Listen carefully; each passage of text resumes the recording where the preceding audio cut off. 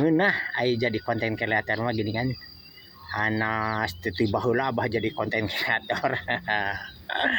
Abah teh pan alhamdulillah bisa ngabengkel ongko, bisa jadi konten kreator. Nah gitu. Bisa tuh ayeuna mah. Alhamdulillah pan urang teh bisa namahan wawasan, bisa dikenal orang.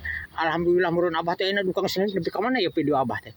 Mentak abah mah yo amun ngupload video teh sok didoakeun cing ngalalayang ka ditu. Neangan dulur-dulur sok dulur-dulur abah tak ku video abah teh sok ini mun tos diupload abah sok kitu didoakeun tak kitu. Jadi sarua amun video urang geus diokeun teh geuning amun diuploadkeun teh dikirimkeun sok asa kumaha nya aduh asa kumaha dikirimkeun titah ka kalayangan meureunna neangan eta follower neangan dulur-dulur abah.